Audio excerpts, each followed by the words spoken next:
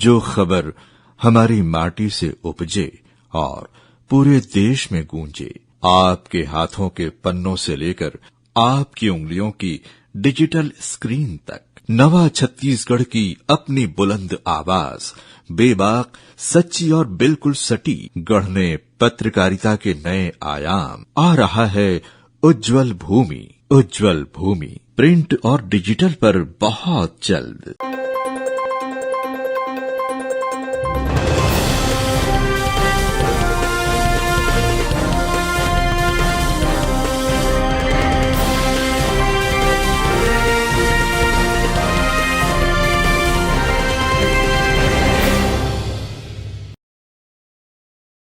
नमस्कार, स्वागत है आप सभी का ग्रैंड न्यूज नेटवर्क में और मैं हूं आपके साथ सीमा। चलिए अब एक नजर डाल लेते हैं आज के बुलेटिन की खास खबरों की ओर।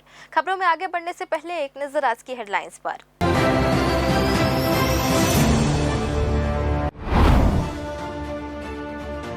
धान खरीदी से नक्सलवाद तक केदार कश्यप का बड़ा बयान, कांग्रेस पर साधा निशाना, सरकार के वादे पूरे करने का किया दावा।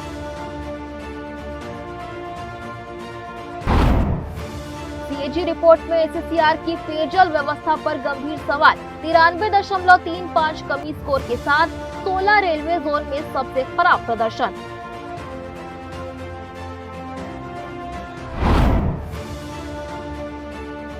डिजिटल होगा शिक्षा विभाग का कामकाज, कर्मचारियों को मिला ई गवर्नेंस प्रशिक्षण, ऑनलाइन प्रक्रिया और पेपरलेस सिस्टम से कार्यों में आएगी तेजी।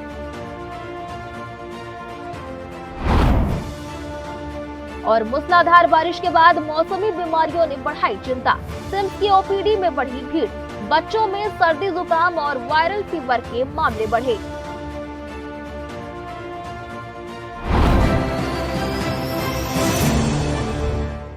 ये थी हेडलाइंस और अब खबरें विस्तार से। बिलासपुर दौरे पर पहुंचे कैबिनेट मंत्री केदार कश्यप ने धान खरीदी, हाथी मानव द्वंद और नक्सलवाद को लेकर बड़ा बयान दिया है। मंत्री ने धान खरीदी को सुचारू बताते हुए सरकार के वादे पूरे करने का दावा किया है। वहीं नक्सलवाद को लेकर कांग्रेस पर भी जमकर निशाना साधा। आइए देखते हैं पूरी खबर। मीडिया से बातचीत में मंत्री केदार कश्यप ने कहा कि सरकार ने किसानों से 21 क्विंटल धान 3100 रुपए प्रति क्विंटल की दर से खरीदने का वादा किया था, जिसे पूरा किया गया है। उन्होंने कहा कि धान खरीदी की प्रक्रिया सुचारू रूप से चल रही है। हाथी मानव द्वंद पर मंत्री ने कहा कि वन विभाग टेक्नोलॉजी का इस्तेमाल कर लगातार निगरानी कर रहा है। हाथियों की संख्या में भी बढ़ोतरी हुई है। पहले करीब 200 हाथी थे, जो अब 450 से अधिक हो गए हैं। ऐसे में हाथियों और इंसानों के बीच संघर्ष रोकने के लिए लगातार काम किया जा रहा है। कांकेर में भालू के हमले की घटना पर भी उन्होंने कहा कि ऐसी घटनाओं में विभागीय स्तर पर कार्रवाई की जाती है। बनाई जा रही है कि जो जानवरों के साथ द्वंद हो रहा है, पिछले वर्षों की तुलना में टेक्नोलॉजी का जैसा उपयोग अपन कर रहे हैं, उसके माध्यम से हाथी मानव द्वंद में लगातार कमी आई है। और वो पहले कई जिले इससे इफेक्टेड हुआ करते थे, अब सीमित संख्या हो गई है। लेकिन हाथियों का भी संख्या लगातार बढ़ा है। 200 से आज हमारा लगभग 450 से हाथियों की संख्या हो गई है। अब ऐसी परिस्थिति में हाथियों के साथ में हमारा जीवन कैसे है, हम उनके साथ में द्वंद्व न हो, इस पर हम कार्य कर रहे हैं। और उसके निश्चित से हमारी एक वर्कशॉप भी रायगढ़ में आयोजित हुई राष्ट्रीय स्तर से। उसमें हमारे विषय विशेषज्ञ हैं और जो इसके जो जानकार हैं, उनके साथ में प्रशिक्षण भी हुआ, जिसमें हमारे डीएफओ और जो उच्च स्तर के अधिकारी सम्मिलित हुए। वहीं नक्सलवाद को लेकर मंत्री ने कहा कि हथियार बंद नक्सलवाद लगभग समाप्त हो चुका है, लेकिन नक्सली विचारधारा से जुड़े लोगों पर भी नजर जरूरी है। उन्होंने कांग्रेस पर निशाना साधते हुए लंबे समय तक कांग्रेस की नीतियों के कारण प्रदेश और देश में नक्सलवाद बढ़ा। मंत्री ने कहा कि अब नक्सलवाद खत्म होने के बाद उसके समर्थक अलग अलग स्तर पर आवाज उठा रहे हैं। देखिए, जो लोग चलते हैं दिमागी तौर पे नक्सलियों के साथ में, जिस पर हमारे प्रधानमंत्री आदरणीय श्री नरेंद्र मोदी जी ने चिंता व्यक्त की है, वो तो राष्ट्रीय स्तर पे लोग हैं। और वो तो अभी बरसात का अवसर है, तो मेंढक को डराने से कौन रोक सकता है। तो वो तो पता चल ही रहा है कि नक्सलवाद खत्म हुआ है। लेकिन जो नक्सलियों के समर्थक हैं, वो किस तरीके से चिल्ला रहे हैं, चाहे वो राष्ट्रीय स्तर पे हो चाहे राज्य स्तर पे, राज्य स्तर पर भी उनके नेता अपने ऐसे नक्सलियों को अपना रोल मॉडल मानते हैं। तो उनसे क्या अपेक्षा की जा सकती है? और बड़ी बड़ी बातें करते हैं कि वो क्या कहते हैं नक्सलियों को खात्मा करने में उनका बड़ा योगदान रहा। ये लोग उनके साथ में मिली भगत रही और उनके कारण से ही पूरे प्रदेश में, पूरे देश में नक्सलवाद बढ़ा रहा है। मंत्री केदार कश्यप ने धान खरीदी को लेकर सरकार के वादे पूरे होने का दावा किया। वहीं हाथी मानव द्वंद रोकने तकनीक के इस्तेमाल और नक्सल को लेकर कांग्रेस पर निशाना साधा। अब इस बयानों पर सियासत गरमाने के आसार हैं। ग्रैंड न्यूज के लिए कैमरामैन अमर ध्रुव के साथ गोलू कश्यप की रिपोर्ट। कोरबा जिले के दिपका में भ्रष्टाचार और वित्तीय अनियमितताओं के खिलाफ एक बड़ा और मुखर आंदोलन देखने को मिला है। लगातार हो रही तेज बारिश के बीच भारतीय जनाधिकार पार्टी छत्तीसगढ़ के बैनर तले सैकड़ों कार्यकर्ताओं और प्रभावित ग्रामीणों ने 6 घंटे तक धरना प्रदर्शन किया। पार्टी ने एसीबी समूह की कोयला वाशरियों, ताप विद्युत परियोजनाओं और कोयला परिवहन में वर्ष 1999 से लेकर अब तक गंभीर तकनीकी, पर्यावरणीय और वित्तीय अनियमितताओं की आशंका जताई है। आंदोलन के बाद कार्यपालन दंडाधिकारी एवं तहसीलदार दिपका के माध्यम से राष्ट्रपति, प्रधानमंत्री और केंद्रीय मंत्रियों के नाम एक बड़ा ज्ञापन सौंपा गया है। आइए देखते हैं पूरी खबर। सुबह 11 बजे से शाम 5 बजे तक चले इस अनुशासित आंदोलन में खराब मौसम और भारी बारिश भी कार्यकर्ताओं के हौसले नहीं डिगा सकी। जहां सभी ने छाता लेकर विरोध दर्ज कराया। पार्टी ने मांग की है कि दीपिका, गेवरा, कुसमुंडा, चकाबूढ़ा, रतीजा, रेंकी, बिंजरी और अन्य संबंध कोल वॉशरियों में हुए कामकाज की व्यापक जांच हो। ये मामला किसी एक इकाई का नहीं बल्कि पूरी कोयला, ईंधन, पर्यावरण व्यवस्था का है। इसलिए पार्टी ने सीबीआई के नेतृत्व में विशेष जांच दल एसआईटी और राज्य सरकार की बहुविभागीय टीम से वर्ष 1999 से अब तक की स्वतंत्र और उच्च स्तरीय जांच कराने की पुरजोर मांग की है। क्षेत्र के जम्मू जिला में सब लोग यहाँ हमार मांग ला पूरा नहीं करिए तो बिलासपुर ऑफिस में जाके धरना प्रदर्शन करबो, बड़े रूप में आंदोलन करबो। आप सबके जिम्मेदारी आवे। ये मत सोचिए कि मोला का करना है, ये हम सबके जिम्मेदारी है। हमार घर के लड़का मन बीमार पड़ा थे, हमार माता बहनी मन बीमार पड़ा थे, हम नहीं जाना। चाहे वो दमा के बीमारी हो, बड़े कैंसर के बीमारी हो, ये कोयला के जो प्रदूषित धुआं वातावरण में गुब्बारे की तरह उड़ा दे, ओकर ले हम पूरा स्वास्थ्य का बहुत नुकसान होते। आप सब दिन मिल के बड़े आंदोलन में शामिल हो आओ, हमारे मांग सब दिन पूरा करा। ज्ञापन के माध्यम से पार्टी ने खदान की वॉशरी, रेलवे साइडिंग और ताप विद्युत संयंत्रों तक परिवहन किए गए 1-1 टन कच्चे एवं रिजेक्ट कोयले का स्वतंत्र वैज्ञानिक मिलान करने की मांग उठाई है। आशंका जताई गई है कि रिजेक्ट कोयले की आड़ में मूल्यवान कोयले का हेरफेर तो नहीं हुआ। इसके साथ ही तौल कांटा सर्वर, जीपीएस, फास्टैग, RFID और सीसीटीवी रिकॉर्ड्स को सील कर डिजिटल फॉरेंसिक परीक्षण की भी मांग की गई है। इसके अलावा JSW एनर्जी और MCCPL के बीच हुए लगभग 1410 करोड़ रुपए के अधिग्रहण और परिसंपत्तियों की उच्च स्तरीय फॉरेंसिक जांच कराकर जवाबदेही तय करने की भी बात प्रमुखता से रखी गई।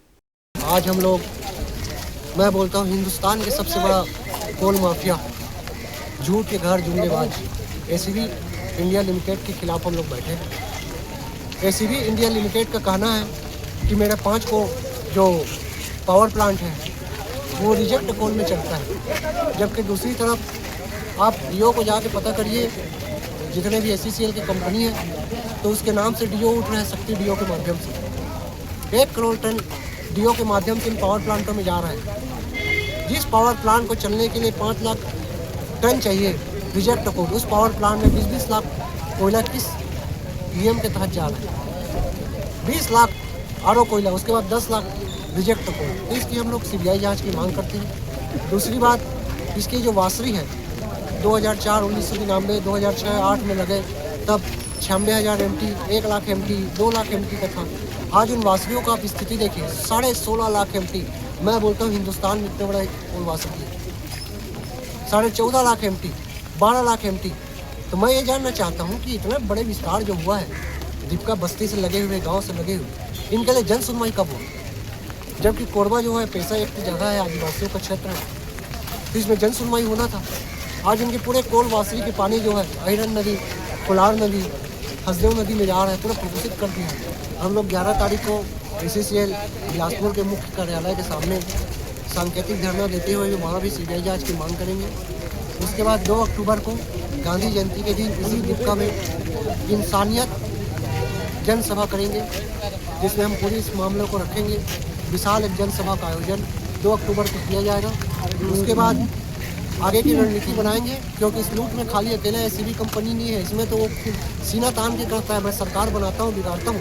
तो सरकार में रहे हैं जो सरकार में नहीं है, 1999 से आज तक, चाहे विधायक हो, सांसद हो, पूर्व सांसद हो, राज्यसभा सदस्य हो, कलेक्टर हो, जिम्मेदार अधिकारी हो, उसके घर का घेराव किया जाएगा। ये हमारी आज की प्रदर्शन के दौरान पार्टी के प्रदेश अध्यक्ष दीपक दुबे ने कड़े शब्दों में चेतावनी देते हुए कहा कि ये राष्ट्रीय स्तर का महाघोटाला है और जनता की स्वास्थ्य, पर्यावरण व राष्ट्रीय संपदा की लूट को किसी भी कीमत पर बर्दाश्त नहीं किया जाएगा।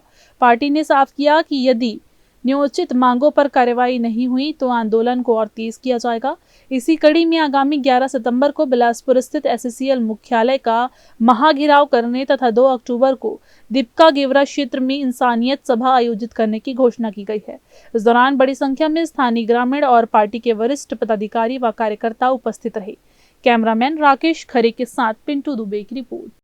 बिलासपुर के कोटा क्षेत्र में ग्राम पंचायत मटसगरा में ट्रांसफार्मर के नीचे फैले करंट की चपेट में आने से 5 गायों की मौत हो गई है। बताया जा रहा है कि ट्रांसफार्मर के आसपास करंट फैलने के दौरान वहां पहुंची मवेशियां इसकी चपेट में आ गई और मौके पर ही उनकी मौत हो गई। घटना की जानकारी मिलते ही ग्रामीण मौके पर पहुंचे और बिजली विभाग की व्यवस्था को लेकर नाराजगी जताई। ग्रामीणों का आरोप है कि ट्रांसफार्मर के आसपास सुरक्षा व्यवस्था और बिजली लाइन की स्थिति पर पर्याप्त ध्यान नहीं दिया गया, जिसके चलते ये हादसा हुआ। घटना से पशुपालकों को आर्थिक नुकसान हुआ है। अब देखना होगा कि विभाग क्या इस हादसे के बाद गायों के मालिकों को उचित मुआवजा देने के साथ बिजली व्यवस्था की जांच कर ऐसे हादसों की पुनरावृत्ति रोकने के लिए कोई कदम उठाती है या नहीं। जिला बिलासपुर के प्रभारी सचिव एवं अपर मुख्य सचिव वन एवं जलवायु परिवर्तन विभाग छत्तीसगढ़ शासन रायपुर मनोज कुमार पिंगुआ की अध्यक्षता में कलेक्टर परिसर स्थित मंथन सभा कक्ष में जिला स्तरीय समीक्षा बैठक आयोजित की गई। बैठक में कलेक्टर, वरिष्ठ पुलिस अधीक्षक, अतिरिक्त पुलिस अधीक्षक यातायात राम गोपाल करियारे सहित वन एवं जलवायु परिवर्तन विभाग के अधिकारी तथा जिले के विभिन्न विभागों के प्रमुख अधिकारी उपस्थित रहे। आइए देखते हैं पूरी खबर। बैठक में प्रभारी सचिव पिंगुआ ने जिले के 39 विभागों के अधिकारियों से विभागवार जानकारी ली। उन्होंने विभागों में पूर्ण हो चुके कार्यों, लंबित कार्यों तथा विभिन्न योजनाओं एवं विकास कार्यों की प्रगति की समीक्षा की। अधिकारियों से कार्यों की वर्तमान स्थिति की जानकारी लेते हुए लंबित प्रकरणों के शीघ्र निराकरण और कार्यों में तेजी लाने के निर्देश दिए गए। प्रभारी सचिव ने शासन की विभिन्न जन कल्याणकारी एवं विकास योजनाओं का प्रभावी क्रियान्वयन सुनिश्चित करने पर जोर दिया। उन्होंने अधिकारियों को निर्देशित किया कि योजनाओं का लाभ पात्र हितग्राहियों तक समय पर पहुंचे और विभागीय कार्यों में पारदर्शिता एवं गुणवत्ता का विशेष ध्यान रखा जाए। बैठक में विभागीय समन्वय के साथ योजनाओं को धरातल पर प्रभावी ढंग से लागू करने के संबंध में भी आवश्यक दिशा निर्देश दिए गए। ग्रैंड न्यूज के लिए कैमरामैन अमर ध्रुव के साथ गोलू कश्यप की रिपोर्ट। प्रभारी सचिव की जो समीक्षा बैठक होती है वो रूटीन टाइप की नहीं होती है। इसमें जिले और राज्य मुख्यालय के बीच अगर कहीं किसी कोऑर्डिनेशन की या किसी सपोर्ट की ज़रूरत हो या शासन की जो फ्लैगशिप स्कीम्स हैं, सुशासन के एफर्ट्स का क्या हो रहा है, इन सब के बारे में समीक्षा की जाती है। तो उसी की ही समीक्षा और चर्चा की गई। ये समीक्षा या एक तरफा संवाद के रूप में ना होकर ये एक डायलॉग के रूप में, जिसमें कि अधिकारी भी फीडबैक देते हैं, उस तरीके से चर्चा हुई है। और फिलहाल वक्त हो चला है छोटे से ब्रेक का। ब्रेक के बाद भी खबरें जारी रहेंगी। बने रहिए ग्रैंड न्यूज नेटवर्क के साथ। जो खबर हमारी माटी से उपजे और पूरे देश में गूंजे, आपके हाथों के पन्नों से लेकर आपकी उंगलियों की डिजिटल स्क्रीन तक, नवा छत्तीसगढ़ की अपनी बुलंद आवाज, बेबाक, सच्ची और बिल्कुल सटीक, गढ़ने पत्रकारिता के नए आयाम। आ रहा है उज्जवल भूमि। उज्जवल भूमि प्रिंट और डिजिटल पर बहुत जल्द। जय जया प्राइवेट ITI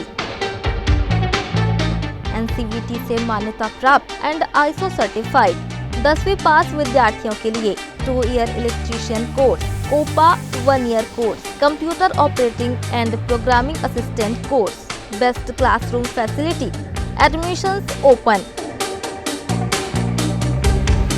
जय Jaya private ITI, riverview colony, Koni, Bilaspur, Chhattisgarh. Dr. C.V. Raman University offers high-quality education to students, particularly those from difficult geographical areas of central India. The flourishing 70-acre campus boasts of more than 120 state-of-the-art laboratories, smart classrooms, research centers, and a plethora of on-campus facilities that provide easy access. Dr. C.V. Raman University. Be the change. Break के बाद आप सभी का स्वागत है। Bilaspur rail zone में यात्रियों को उपलब्ध कराई जा रही पेयजल व्यवस्था की गुणवत्ता पर CAG रिपोर्ट ने गंभीर सवाल खड़े किए हैं। देश के 16 रेलवे जोन के 512 चयनित स्टेशनों पर किए गए आकलन में दक्षिण पूर्व मध्य रेलवे यानी SSCR का पेयजल व्यवस्था से जुड़े मानकों में प्रदर्शन सबसे कमजोर पाया गया है। रिपोर्ट के मुताबिक SSCR का कमी स्कोर 93.35 रहा, जो सभी जोन में सबसे अधिक है। न्यूनतम यात्री सुविधाओं के मामलों में भी SSCR 16वें स्थान पर रहा। हालांकि दिव्यांग यात्रियों के लिए उपलब्ध सुविधाओं में दक्षिण पूर्व मध्य रेलवे ने बेहतर प्रदर्शन करते हुए देश में दूसरा स्थान हासिल किया है। रिपोर्ट सामने आने के बाद अब रेलवे की ओर से पेयजल व्यवस्था को बेहतर बनाने और पानी की गुणवत्ता की नियमित निगरानी पर जोर दिया जा रहा है। आइए देखते हैं पूरी खबर। CAG के आकलन में रेलवे स्टेशनों पर पेयजल की उपलब्धता, गुणवत्ता और यात्रियों तक पानी पहुंचाने की व्यवस्था को प्रमुख मानकों के आधार पर परखा गया। 16 रेलवे जोन के 512 चयनित स्टेशनों की स्थिति का अध्ययन करने के बाद प्रत्येक जोन का कमी स्कोर तैयार किया गया, जिसमें स्कोर जितना कम होता है व्यवस्था उतनी बेहतर मानी जाती है। इस आकलन में SSCR का पेयजल संबंधी कमी स्कोर 93.35 रहा, जो सभी 16 जोन में सबसे ज्यादा है। यानी पेयजल से जुड़े मानकों में बिलासपुर रेल जोन का प्रदर्शन सबसे निचले पायदान पर रहा। शुद्ध पेयजल है वो यात्रियों इसमें सारी तैयारी, सारी जो एक्शन प्लान बनाया गया है उसमें फिल्ट्रेशन सिस्टम, पानी की टंकियों की सफाई, सारा इंक्लूडेड है। पहले भी किया जाता था और अभी भी जो एक्शन प्लान के तहत किया जाएगा। प्रॉपर मॉनिटरिंग होगी सर? पहले भी मॉनिटरिंग का सिस्टम था, ऐसा नहीं है कि मॉनिटरिंग का नहीं था। रिपोर्ट जब तैयार की गई थी तब कुछ किन्हीं स्टेशन को लिया गया था, तो उस स्टेशन के हिसाब से किया गया, बट अभी भी किया जाता है। रेलवे का पूरा सिस्टम है इसमें। रेलवे में जो संबंधित विभाग है उसके द्वारा नियमित इसकी जांच की जाती है, बट जो CAG की रिपोर्ट है उसके लिए एक्शन तो प्लान किया जा रहा है। इसके अलावा न्यूनतम यात्री सुविधाओं के मामलों में भी SSCR का कमी स्कोर 106.6 रहा और जोन 16वें स्थान पर रहा। हालांकि दिव्यांग यात्रियों के लिए सुविधाओं की स्थिति तुलनात्मक रूप से बेहतर रही, जहां 20.97 के कमी स्कोर के साथ SSCR ने देश में दूसरा स्थान हासिल किया। CAG की रिपोर्ट आई है, उसको 12 तारीख की ये रिपोर्ट है। इसमें कल माननीय मंत्री जी, CRP and CEO railway board, अन्य वरिष्ठ अधिकारियों ने इसमें कल दिन भर चर्चा की, दिन भर वार्ता की, दिन भर इसके लिए एक्शन प्लान बनाया। उसके बाद जो एक्शन प्लान जारी किया गया है उसमें 20,000 स्थानों में नई तकनीक की चीज़ें, जिसे बोलते हैं ट्रैक टू टैप जल फिल्ट्रेशन सिस्टम लाया जाएगा। ट्रैक टू टैप जल फिल्ट्रेशन सिस्टम लाने के बाद गुणवत्ता में सुधार इसमें हो जाएगा। इसमें कुछ एक्शन प्लान भी बनाया गया है, जिसमें रेगुलर मॉनिटरिंग की जाएगी, रेगुलर फिल्ट्रेशन सिस्टम की मॉनिटरिंग है, उसमें सफाई की मॉनिटरिंग टॉप लेवल से की जाएगी। तो उसके लिए एक्शन प्लान बनाया गया है, जिसको जल्द ही लागू किया जा रहा है हर जगह बलुच स्तर में। सर, ये यात्रियों के CAG रिपोर्ट के बाद रेलवे की ओर से स्टेशनों और रेल नेटवर्क में पेयजल व्यवस्था को मजबूत करने की तैयारी की जा रही है। करीब 20,000 स्थानों पर टैंक टू टैप जल फिल्ट्रेशन सिस्टम लगाने की योजना है, ताकि पानी के स्रोत से लेकर यात्रियों तक पहुंचने वाले आउटलेट तक उसकी गुणवत्ता पर निगरानी रखी जा सके। इसके साथ ही वाटर कूलर और पानी की टंकियों की नियमित सफाई, रखरखाव तथा पानी की गुणवत्ता की लगातार जांच पर जोर दिया जाएगा। पानी की जांच से जुड़ी रिपोर्ट और सुधारात्मक कार्रवाई की निगरानी उच्च स्तर पर किए जाने की बात कही जा रही है। अब CAG की रिपोर्ट के बाद यात्रियों की नजर रेलवे की नई व्यवस्था पर है। फिल्ट्रेशन सिस्टम, टंकियों की सफाई और नियमित गुणवत्ता जांच का असर जमीन पर कितना दिखाई देता है, यही आने वाले समय में बिलासपुर रेल जोन की पेयजल व्यवस्था की असली परीक्षा होगी। ग्रैंड न्यूज के लिए कैमरामैन राकेश खरे के साथ पिंटू दुबे की रिपोर्ट। बिलासपुर शहर में फुटपाथों पर अतिक्रमण और बारिश के दौरान नागरिक सुविधाओं को लेकर नगर निगम ने सख्ती दिखाई है। निगम कमिश्नर प्रकाश कुमार सर्वे ने समीक्षा बैठक लेकर लंबित प्रकरणों के जल्द निराकरण के साथ फुटपाथों को अतिक्रमण मुक्त बनाने और शहर में सफाई, जल निकासी व पेयजल व्यवस्था दुरुस्त रखने पर जोर दिया। कमिश्नर ने अधिकारियों को नागरिक सुविधाओं से जुड़े मामलों में समय सीमा और जवाबदेही के साथ काम करने के निर्देश दिए हैं। निगम कमिश्नर प्रकाश कुमार सर्वे ने कहा कि सुप्रीम कोर्ट के निर्देशों के अनुरूप शहर के फुटपाथ अतिक्रमण मुक्त होने चाहिए और इनका उपयोग केवल पैदल चलने वालों के लिए किया जाना चाहिए। इसके लिए ट्रैफिक विभाग के साथ समन्वय कर कार्रवाई करने तथा जरूरत के अनुसार बैरिकेडिंग, रस्सी और अन्य उपायों से फुटपाथ को वाहनों से अलग रखने पर जोर दिया गया। बारिश को देखते हुए नाला नालियों की नियमित सफाई, जल निकासी और गुणवत्तापूर्ण पेयजल आपूर्ति सुनिश्चित करने के निर्देश दिए गए। सड़क पर निर्माण सामग्री रखने और बिना अनुमति निर्माण व अवैध प्लॉटिंग के मामलों में नियमानुसार कार्रवाई करने को कहा गया। बैठक में सीएम हेल्पलाइन, सुशासन तिहार, कलेक्टर टीएल जनदर्शन, पीएमओ ई समाधान, निदान 1100, लोक सेवा गारंटी और सेवा सेतु पोर्टल पर लंबित शिकायतों व आवेदनों की भी समीक्षा की गई। इसके अलावा निर्माण कार्यों, सांसद, विधायक और प्रभारी मंत्री निधि से स्वीकृत कार्यों, गणेश व दुर्गा प्रतिमा विसर्जन की तैयारियों, न्यायालयीन मामलों और डिजिटल पोर्टलों की स्थिति पर भी चर्चा हुई। कमिश्नर ने अधिकारियों को स्पष्ट किया कि निगम का हर विभाग सीधे नागरिकों से जुड़ा है, इसलिए पारदर्शिता, समय सीमा और जवाबदेही के साथ काम करते हुए नागरिकों को बेहतर सुविधाएं उपलब्ध कराना प्राथमिकता होनी चाहिए। माननीय सुप्रीम कोर्ट और माननीय हाई कोर्ट के द्वारा भी निर्देशित किया गया है कि नगर निगम जितने फुटपाथ बने हैं वो लोगों के आवागमन के लिए, उसमें किसी प्रकार के बाधा नहीं होना चाहिए। इसके लिए हमने जोन वाइज टीम बना दी है, निगम से भी टीम बनी हुई है। ट्रैफिक पुलिस के साथ में उसमें हम लगातार कार्रवाई करें ताकि फुटपाथ क्लियर रहे लोगों को आने जाने के लिए। सदर बाजार, गोल बाजार में हमारे द्वारा यातायात द्वारा पीली पट्टी लगाई गई है। पीली पट्टी के बाद पहले अगर लगाते हैं कार्रवाई करेंगे और पीली पट्टी के बाद उस तरफ पे लाइन की रेखा को उस तरफ लगाते हैं तो अपने उसको इस पर कार्रवाई नहीं होगी। और इसमें चालान का ही प्रावधान है, हम लोग फाइन भी करते हैं यातायात निगम के साथ मिल करके। तो लगातार कार्रवाई कर रही है और हर जोन वाइज टीम हमारी बनी है। कैमरामैन राकेश खरे के साथ पिंटू दुबे की रिपोर्ट। बिलासपुर रेंज में बढ़ते साइबर अपराधों को लेकर आईजी रामगोपाल गर्ग ने सख्त रुख अपनाया है। 18 अगस्त को हुई उच्च स्तरीय समीक्षा बैठक में साइबर पोर्टल पर लंबित शिकायतों और मामलों की समीक्षा करते हुए त्वरित कार्रवाई पर जोर दिया गया। सभी थानों को रोजाना राष्ट्रीय साइबर अपराध पोर्टल पर शिकायतें देखने और उसी दिन कार्रवाई सुनिश्चित करने को कहा गया। फर्जी या संदिग्ध सिम प्रक्रिया करने वाले पीओएस एजेंटों के खिलाफ एफआईआर और गिरफ्तारी की कार्रवाई करने के साथ ही बैंकों में होल्ड ठगी की रकम पीड़ितों को जल्द वापस कराने पर विशेष जोर दिया गया। 15 दिन से अधिक पुराने मामलों में न्यायालयीन प्रक्रिया तेज करने, साइबर ठगी में इस्तेमाल mobile number, IP address, WhatsApp और टेलीग्राम खातों को ब्लॉक कराने तथा गिरफ्तार आरोपियों की जानकारी समन्वय पोर्टल पर अपलोड करने के निर्देश दिए गए। साइबर जागरूकता के लिए साइबर वॉलंटियर्स को जोड़ने और सभी निर्देशों का 100% पालन सुनिश्चित करने पर भी जोर दिया गया। छत्तीसगढ़ में एक बार फिर बारिश का दौर सक्रिय हो गया है। पिछले 24 घंटों में उत्तरी और मध्य छत्तीसगढ़ के अधिकांश इलाकों में बारिश हुई। बिलासपुर, सरगुजा और रायपुर संभाग के कुछ स्थानों पर भारी से बहुत भारी बारिश दर्ज की गई। उत्तर पश्चिम बंगाल की खाड़ी में बने अवदाब के प्रभाव से अगले 24 घंटे भी बारिश के लिहाज से महत्वपूर्ण रहेंगे। मौसम विभाग के अनुसार 19 अगस्त को प्रदेश के कई हिस्सों में हल्की से मध्यम बारिश होने की संभावना है। उत्तरी छत्तीसगढ़ में 1-2 स्थानों पर भारी बारिश के साथ गरज, चमक और वज्रपात की चेतावनी जारी की गई है। अगले 2 दिनों तक भी कुछ स्थानों पर बारिश और बिजली गिरने की स्थिति बन सकती है। एक बार फिर से वक्त हो चला है छोटे से ब्रेक का। ब्रेक के बाद भी खबरें जारी रहेंगी। बने रहिए ग्रैंड न्यूज नेटवर्क के साथ।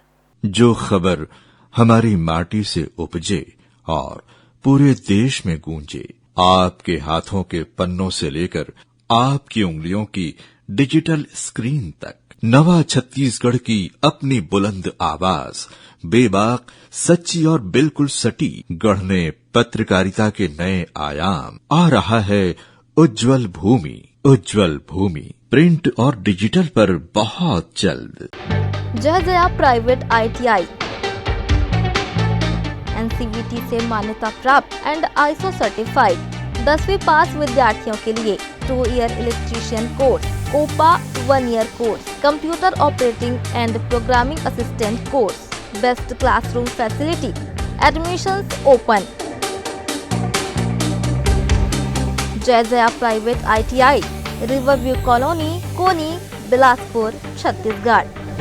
Dr. C.V. Raman University offers high-quality education to students, particularly those from difficult geographical areas of Central India.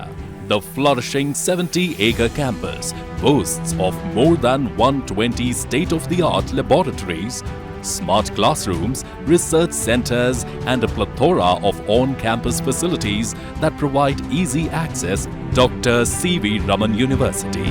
Be the change. Break के बाद आप सभी का स्वागत है। छत्तीसगढ़ शासन द्वारा शासकीय कार्यों को ई-गवर्नेंस से जोड़ते हुए पेपरलेस कार्य प्रणाली को बढ़ावा देने की दिशा में लगातार पहल की जा रही है। इसी क्रम में जिला शिक्षा विभाग एवं जिले के चारों विकास खंडों के अधिकारी कर्मचारियों के लिए 1 दिवसीय प्रशिक्षण कार्यक्रम आयोजित किया गया। प्रशिक्षण का उद्देश्य अधिकारियों और कर्मचारियों को आधुनिक तकनीक के माध्यम से शासकीय कार्यों को सरल, पारदर्शी और प्रभावी तरीके से पूरा करने के लिए दक्ष बनाना था। प्रशिक्षण के दौरान कंप्यूटर के माध्यम से ई-गवर्नेंस से जुड़े विभिन्न कार्यों को किस प्रकार पूरा किया जाना है, इसकी विस्तार से जानकारी दी गई। अधिकारियों कर्मचारियों को ऑनलाइन प्रक्रिया, डिजिटल माध्यम से दस्तावेजों का संधारण और शासकीय कार्यों को पेपरलेस तरीके से पूरा करने की प्रक्रिया समझाई गई। बताया गया कि ई-गवर्नेंस की प्रक्रिया में अधिकारियों और कर्मचारियों को कई तरह की तकनीकी परेशानियों का सामना करना पड़ रहा है। इन्हीं समस्याओं को दूर करने और कार्य प्रणाली को बेहतर बनाने के उद्देश्य से प्रशिक्षण आयोजित किया गया। प्रशिक्षण से विभागीय कार्यों में तेजी आने के साथ समय और संसाधनों की भी बचत होगी। आधुनिक तकनीक के बढ़ते उपयोग को देखते हुए इस तरह के प्रशिक्षण भविष्य में कर्मचारियों के लिए काफी उपयोगी साबित होंगे। आज ये प्रशिक्षण जिला शिक्षा अधिकारी कार्यालय एवं चारों जो विकासखंड शिक्षा अधिकारी कार्यालय हैं उन सभी के जितने कर्मचारी और अधिकारी हैं उन सभी की ई-ऑफिस पर ट्रेनिंग रखी गई है, क्योंकि ई-ऑफिस अभी शासन के महत्वपूर्ण योजना में शामिल है और सभी फाइलों को ई-ऑफिस के माध्यम से ही संचालित हमको किया जाना है। तो उस चीज़ का प्रशिक्षण यहाँ पर रखा गया आज। ये 1 दिवस का प्रशिक्षण आज रखा गया है, क्योंकि इसमें प्रॉब्लम बहुत आ रही थी, तो इसलिए सभी बाबुओं को क्लैरिफिकेशन के लिए प्रशिक्षण आयोजित किया गया है। बिलासपुर के सिविल लाइन थाना क्षेत्र अंतर्गत रिंग रोड पर सड़क किनारे खड़ी एक कार में अचानक आग लग गई। देखते ही देखते आग के इंजन वाले हिस्से से उठी आग की लपटें तेज हो गई और कुछ ही देर में कार धू-धू कर जलने लगी। कार में आग लगते देख आसपास मौजूद लोगों में अफरा तफरी मच गई। स्थानीय लोगों ने आग पर काबू पाने का प्रयास किया, लेकिन आग तेजी से फैलती गई और कार का बड़ा हिस्सा उसकी चपेट में आ गया। राहत की बात रही कि घटना के समय कार के भीतर कोई मौजूद नहीं था, जिससे किसी तरह की हानि नहीं हुई। फिलहाल कार में आग लगने की वजह स्पष्ट नहीं हो पाई है। शुरुआती तौर पर शॉर्ट सर्किट को आग लगने की संभावित वजह माना जा रहा है।